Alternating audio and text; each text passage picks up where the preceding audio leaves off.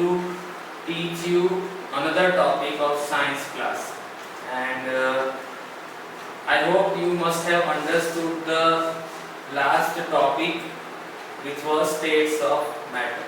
If you haven't watched that class of states of matter, you must see that before watching this video.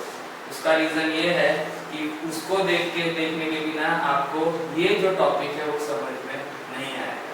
That is why it is very important to see previous 2 videos if you have not watched, in which I have taught the states, 3 states and their characteristics, which the states of matter which are solid, liquid and gas. So you must understand and watch it very precisely to know the topic better. Okay, so I hope you are aware of 3 states of matter, which are solid, liquid and gas. 3 of them have different characteristics, and that is why they are categorized as 3 states of matter. On this earth on which we are living, 3 states of matter is everywhere. You can see, observe them surrounding you. For example, solid. So this is the pen, which is solid. Liquid, the water you drink is liquid. The air you cannot see, but it is there, it is also gas. So that is why we must understand this particular matter precisely, क्योंकि हमारे आसपास जितनी भी चीजें बनी है, जितनी भी मटेरियल्स हमें देखने को मिलते हैं, जितने मैटर हमें मिलता है, वो सारे ये सिर्फ 3 मैटर से बने हुए हैं. हाँ, उनके बीच में थोड़ा फर्क है, लेकिन उनके जो कैरेक्टरिस्टिक है वो मैच करता है. जैसे कि ये मार्कर पेन है, उसकी भी फिक्स्ड शेप है, बाउंड्री है, और ये व्हाइट बोर्ड है तो उसका भी फिक्स्ड बाउंड्री है. ठीक है, ये थोड़ा ज्यादा स्ट्रॉन्ग है. ठीक है, ये एल्यूमिनियम की लाइन दिख रही है आपको, ये उससे ज्यादा स्ट्रॉन्ग है, और ये सबसे कम स्ट्रॉन्ग है पेन. लेकिन तीनों क्या है, तीनों का फिक्स्ड शेप है, फिक्स्ड बाउंड्री है, and that is why they are categorised in the math solid category. Okay, उसी तरह से आप देख रहे होंगे कि आपके घर में मटके के अंदर या फ्रिज के अंदर पानी होगा, then you must have seen the particular liquids like petrol, diesel, okay, in your vehicles. आपके पेरेंट्स के व्हीकल के अंदर पेट्रोल है, डीजल है, वो होगा. कुछ व्हीकल्स के अंदर CNG गैस यूज होता है, वो गैस मैटर है. आप आपके घर में जो सिलेंडर यूज करते हो खाना बनाने के लिए, that is also a gaseous matter. So these are the examples, and there are so many examples of this particular matter. So what we have done quick revision of previous topics of ours. Now we are going to start a new topic, and it is a very important topic of this chapter. So please stay focused and please complete this video till the end. Do not do mischievous thing while studying कि थोड़ा देख लिया फिर आप दूसरा कोई काम कर रहे हैं, वैसा मत करना. कंटिन्यूस देखना, तो आपको थोड़ा मजा भी आएगा. स्टार्ट करते हैं हमारा आज का topic. Can matter change its state. क्या मैटर मतलब कि सॉलिड, लिक्विड या गैस अपना स्टेट चेंज कर सकता है? स्टेट चेंज करना मतलब क्या? स्टेट चेंज करना मतलब अपनी जो पर्टिकुलर कैरेक्टरिस्टिक है वो चेंज करना. मतलब कि सॉलिड है तो क्या वो लिक्विड हो सकता है? लिक्विड है तो क्या वो गैस हो सकता है? गैस है तो वो लिक्विड हो सकता है? लिक्विड है तो क्या वो सॉलिड हो सकता है? ये जो एक पूरी अंडरस्टैंडिंग है वो एक क्वेश्चन के ऊपर डिपेंडेंट है. What would be the answer? अगर आपको कोई पूछे कि क्या कोई मैटर अपना स्टेट चेंज कर सकता है, तो आंसर सिंपल है. Answer is yes.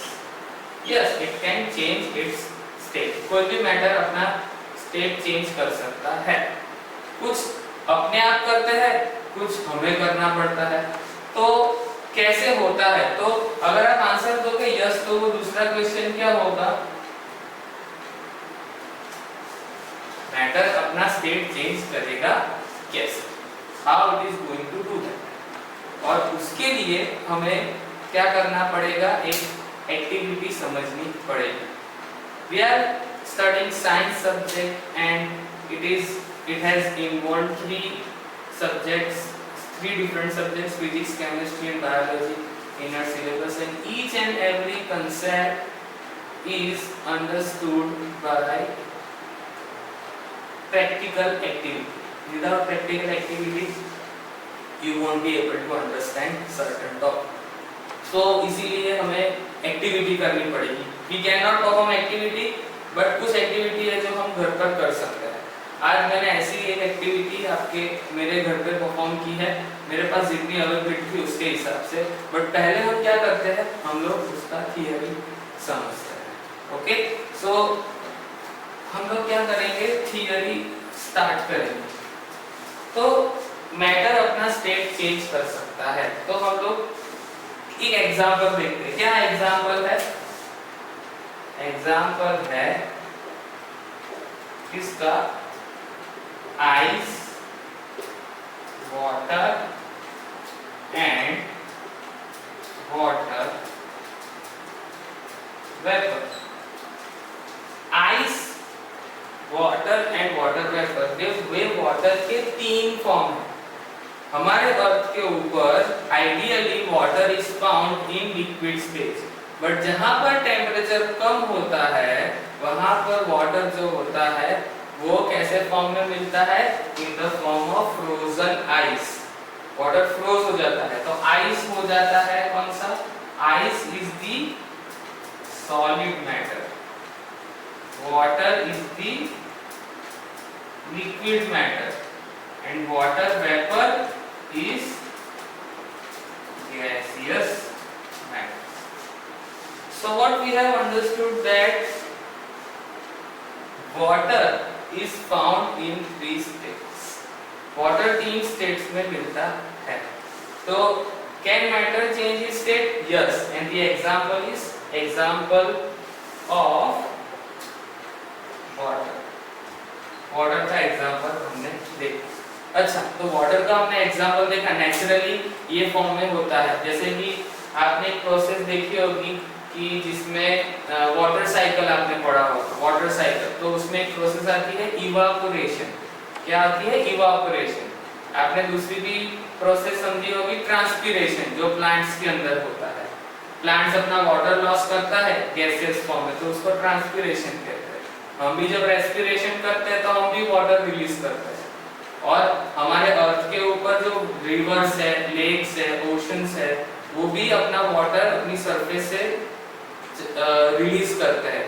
किसकी वजह से, सन की हीट की वजह से। और वाटर जो होता है वो लिक्विड से गैस में, लिक्विड से गैस में कन्वर्ट होता है, जिसको बोलते हैं evaporation.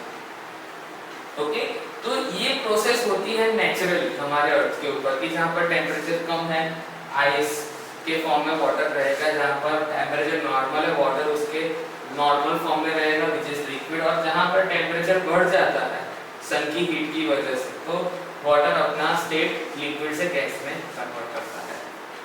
This is proper basic understanding. Now this natural process which is occurring on everyday life, we must perform this activity. ठीक है, तो ये एक्टिविटी के लिए हमें क्या करना है, तो ये एक्टिविटी के लिए हमें किसकी जरूरत पड़ेगी, तो हमें जरूरत पड़ेगी मटेरियल की। हमेशा कोई भी एक्टिविटी करते हैं तो हमें मटेरियल की जरूरत पड़ती है। तो मटेरियल के लिए हमें क्या चाहिए, आइस चाहिए। तो एक बीकर लेना है, कांच का एक बीकर लेना है, उसके अंदर आइस क्यूब्स ऐड करने हैं। ओके, ये बीकर को स्टैंड पे रखना है, जिसको हम कहते हैं ट्राइपॉड स्टैंड। ट्राइपॉड स्टैंड पे रखना है और यहाँ पर हमें रख देना है क्या, बर्नर। बर्नर रखना है। बर्नर किसके लिए रखते हैं, गर्मी देने के लिए, हीट देने के लिए। बर्नर जो है ना वो गैस सिलेंडर से जुड़ा हुआ था, उससे हम लोग जलाते हैं उसको। यहाँ पर स्टैंड पर थर्मोमीटर जो है वो हमें रख देना है। थर्मोमीटर का यूज आपको पता है, टेम्परेचर मेजर करने के लिए। आपने पढ़ा होगा दो टाइप के थर्मोमीटर होते हैं, लेबोरेटरी थर्मोमीटर और क्लिनिकल थर्मोमीटर। अभी यहाँ पर हम लोग लेबोरेटरी थर्मोमीटर का यूज कर रहे हैं, टेम्परेचर नोट डाउन कर रहे हैं, ठीक है। यहाँ पर टेम्परेचर किसका हमें नोट डाउन करना है, आइस का, ओके। और दूसरा यहाँ पर एक रख देना है ग्लास का रॉड मिक्स करने के लिए, ग्लास रॉड को, वो पानी को यानी आइस को मिक्स करने के लिए। ये है बर्नर और ये जो है स्टैंड। इतने हमें चीज चाहिए ये एक्टिविटी करने के लिए। Now what we have done, यहाँ पर हमने सबसे पहले टेम्परेचर नोट डाउन कर दिया। तो टेम्परेचर अभी कितना है, 0 डिग्री सेल्सियस। बर्नर स्टार्ट किया, बर्नर को क्या कर दिया, स्टार्ट किया, हीट देने की शुरुआत की, किसको, बीकर को। जैसे ही बीकर को हीट देंगे जो आइस होगा वो मेल्ट होना स्टार्ट हो जाएगा। मेल्ट होना मतलब क्या, मेल्ट होना मतलब पिघलना, आइस पिघलने की शुरुआत कर देगा। आइस पिघलेगा तो धीरे धीरे धीरे क्या होगा, टेम्परेचर बढ़ेगा और आइस का पिघलने का जो रेट है वो बढ़ने लगेगा। समझ लो 0 डिग्री से टेम्परेचर हो गया 5 डिग्री, धीरे धीरे यहाँ पर थोड़ा आइस पिघल के वो वाटर बन जाएगा। फिर और टेम्परेचर बढ़ेगा और समझ लो 15 डिग्री हो गया, और 15 डिग्री बढ़ गया तो और मेल्टिंग होना शुरू हो जाएगा, और टेम्परेचर बढ़ेगा 30 डिग्री हो गया तो टेम्परेचर और बढ़ गया तो धीरे धीरे 40 डिग्री हो गया, और क्या, पूरा आइस जो होगा वो वाटर में कन्वर्ट हो जाएगा। अब हमें एक्टिविटी यहाँ पर स्टॉप नहीं करनी, हमें कंटिन्यूअस बर्नर से हीट प्रोवाइड करनी है। कंटिन्यूअस हीट मिली जा रही है। 40 डिग्री था, धीरे धीरे टेम्परेचर बढ़ गया कितना, 100 डिग्री सेल्सियस, जो थर्मोमीटर में हमें दिखेगा। जैसे 100 डिग्री सेल्सियस होता है, क्या होता है, ये जो वाटर है वो अपने वाटर के वेपर फॉर्म के ऊपर, वाटर का वेपर फॉर्म क्रिएट हो जाता है, वेपराइजेशन होता है, तो वाटर अपना लिक्विड स्टेट भी गवा देता है और कौन से स्टेट में कन्वर्ट हो जाता है, गैसियस फॉर्म। अगर हम कंटिन्यूअस ये देते रहते हैं तो एक पॉइंट ऐसा आएगा कि सारा वाटर क्या बन जाएगा, गैस फॉर्म बन जाएगा, और गैस फॉर्म के वो हवा में ऊपर चला जाएगा। This is a clear indication that matter is changing its states with the effect of temperature. So temperature is the major factor here. Without temperature, ice पिघल जाएगा without temperature, but temperature अगर देंगे तो फटाफट सॉलिड से liquid, liquid से gas में convert होगा। लेकिन टेम्परेचर का भी एक पर्टिकुलर रेंज है कि जब तक 100 डिग्री नहीं हुआ था ना, तब तक ये टेम्परेचर जो 100 डिग्री नहीं हुआ था तब तक ये गैस फॉर्म में कन्वर्ट नहीं होता। पानी गर्म हुआ लेकिन गैस फॉर्म में नहीं कन्वर्ट हुआ। This is very important step. कौन सा स्टेप, दो स्टेप इंपॉर्टेंट है, आइस का लिक्विड में कन्वर्ट होना और लिक्विड का गैस में कन्वर्ट होना। So this activity gives us a clear-cut indication that matter can change its state. Matter can change its state. How? By the effect of temperature. सारे matter को ये same temperature नहीं लगेगा. Different matters would be having different temperatures to convert themselves into different states. Okay? So ये activity I hope सबको समझ में आ रही होगी। तो आपकी बुक के अंदर भी ये एक्टिविटी दी गई है जिससे अच्छे से समझा गया है जैसे हमने समझा है। Even I have done one activity at my home, तो वो एक्टिविटी का वीडियो इस क्लास के अंदर ही आपको देखने को मिलेगा and you must be finding it interesting. आप घर पे भी वो एक्टिविटी कर सकते हो। ओके, तो अब हम लोग जो ये कैन मैटर चेंज स्टेट जो था उसको मॉलिक्यूलर लेवल पे अगर स्टडी करें तो क्या होता है वो अंडरस्टैंड करते हैं। तो पहले हम बात करते हैं आइस। अगर आइस के मॉलिक्यूल्स, जब वो आइस फ्रीज में था तो उसके मॉलिक्यूल्स कैसे थे, एकदम पास पास थे, एकदम पास थे, क्योंकि आइस क्या है, सॉलिड, और सॉलिड का कैरेक्टरिस्टिक क्या है कि वो उसके जो मॉलिक्यूल्स होते हैं वो क्लोज होते हैं एक दूसरे के साथ, there is no intermolecular space, molecular space नहीं होती। तो यहाँ पर आइस इस तरह का काम करता है। जैसे ही आइस को क्या मिला, जैसे ही आइस को टेम्परेचर मिला, this particular molecule start to move. क्यों मूव करना स्टार्ट करेंगे, because they will have kinetic energy. I have taught you the concept of kinetic energy. कौन सा काइनेटिक एनर्जी, हमने वो जो characteristics of particles of matter समझे थे, उसमें 3 कैरेक्टरिस्टिक थे। Particles are continuously moving, particles are attracting each other and particles have space between them। तो पार्टिकल्स के बीच में स्पेस थी थोड़ी। जैसे ही पार्टिकल को कोई एनर्जी मिली, कौन सी एनर्जी, पहले तो टेम्परेचर मिला, टेम्परेचर मिला तो टेम्परेचर कौन सी एनर्जी देता है, टेम्परेचर देता है इसको हीट एनर्जी। हीट एनर्जी देने की वजह से ये जो मॉलिक्यूल्स है अंदर के वो क्या वाइब्रेट करने लगे, क्या करने लगे, वाइब्रेट करने लगे, और वाइब्रेट करने की वजह से उनके अंदर कौन सी एनर्जी बढ़ने लगी, काइनेटिक एनर्जी।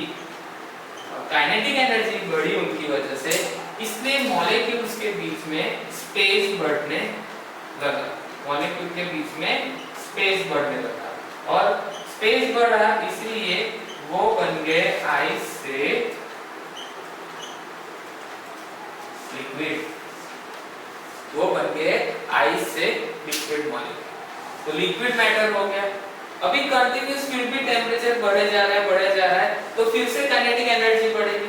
काइनेटिक एनर्जी बढ़ेगी तो मॉलिक्यूलर के बीच में और स्पेस बढ़ जाएगा, और ज्यादा स्पेस हो जाएगा, और ज्यादा स्पेस हो जाएगा। उसकी वजह से मॉलिक्यूल्स के बीच में बहुत ज्यादा जगह होगी और वो बन जाएगा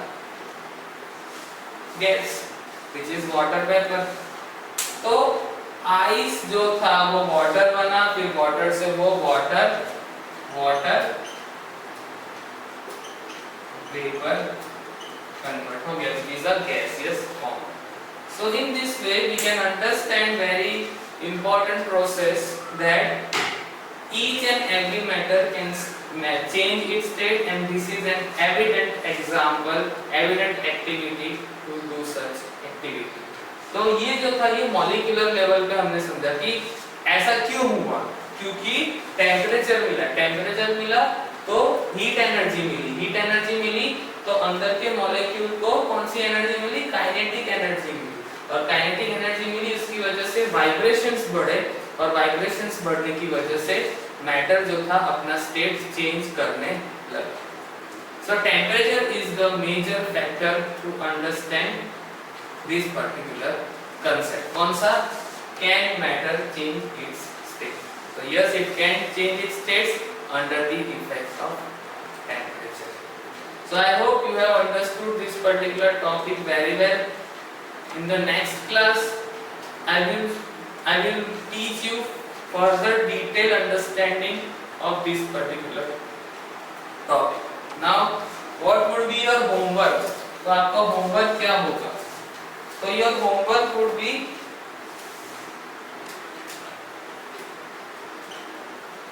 क्या होमवर्क होगा? Write down procedure and draw the activity। कौन सा एक्टिविटी है? Activity 1.12।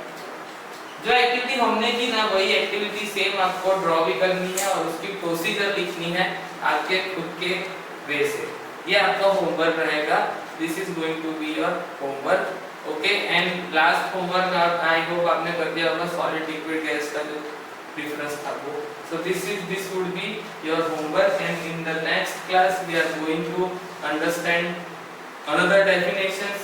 Next class is going to very important for all of the students for this chapter because it is very crucial, क्योंकि उसके अंदर जो टॉपिक आने वाला है वो बहुत ही ज़्यादा डिटेल में है और उसको समझना बहुत ही ज़रूरी है. So please stay tuned with me for 9th class, and thank you for watching. Goodbye and have a nice day. Bye bye.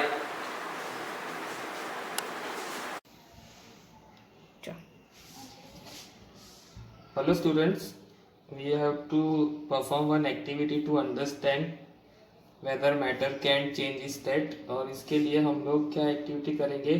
You can see this is the tray of ice. इसको मैंने अंदर लिया है ice, इस तरह से देख सकते हो आप, आइस लिए है. अब हम इंडक्शन को ऑन करेंगे. जैसे ही टेम्परेचर बढ़ेगा यू कैन ऑब्जर्व कि जो आइस है वो मेल्ट होना शुरू हो जाएंगे. You can see ice melting. ठीक है, टेम्परेचर जो है वो इस तरह से ये हम इंक्रीज कर रहे हैं. देखो टेम्परेचर इंक्रीज किया तो आइस मेल्ट की जो प्रोसेस है वो फास्ट हो जाएगी. अब टेम्परेचर कम कर दे रहे हैं, देखो तो आइस मेल्ट धीरे धीरे होंगे, आप देख सकते हो. तो जैसे टेम्परेचर बढ़ रहा है, ये पहले आइस सॉलिड थे, it was solid state. Now because of temperature this solid of ice which is considered as very thick matter is becoming lighter and becoming liquid. अब ये लिक्विड में कन्वर्ट हो रहा है. अब हम टेम्परेचर बढ़ाएंगे, ये जो आइस है वो थोड़े टाइम में पूरा लिक्विड में कन्वर्ट हो जाएगा. तो आप देख सकते हो बाकी जो पानी बन गया वो उसका उबलने की भी शुरुआत हो चुकी है. तो आइस एक तरफ मेल्ट भी हो रहा है और दूसरी तरफ पानी जो है वो उबलने की शुरुआत हो रही है. तो अभी पानी जो बन गया है, आइस पूरा लिक्विडिफाई हो चुका है. तो आप देख सकते हो कि आइस अब उसमें थोड़े बहुत टुकड़े भी बाकी हैं. और उसके बाद आप देख सकते हो ये जो आइस ये है, ये अब आइस पूरा पिघल गया. ओके, अब आइस पूरा पिघल गया और वो बन गया वाटर. बट वाटर भी टेम्परेचर बढ़ने की वजह से अभी उसका आप देख सकते हो वाटर का वेपर निकल रहा है ऊपर. ये वाटर का जो वेपर निकल रहा है तो वाटर लिक्विड से गैस में कन्वर्ट हो रहा है. तो पहले जो आइस था वो सॉलिड था, अब फिर वो लिक्विड बना और टेम्परेचर और बढ़ गया तो क्या बन गया? Water vapour. आप देख सकते हो वाटर वेपर जो निकल रहा है. So in this activity what we have understood that matter can change is state. Okay, now अगर मैं टेम्परेचर देना बंद कर दे रहा हूँ, देखो टेम्परेचर नहीं दे रहा, तो अभी वाटर का वेपराइजेशन है वो चालू है अभी भी. लेकिन अगर ये पानी ठंडा हो जाएगा तो फिर वो अपना स्टेट चेंज नहीं कर पाएगा. इसलिए टेम्परेचर एक इम्पॉर्टेंट फैक्टर है समझने के लिए कि जब हम टेम्परेचर देते हैं तभी कोई भी मैटर अपना स्टेट चेंज करता है. तो temperature is an important factor to understand that matter can change is state.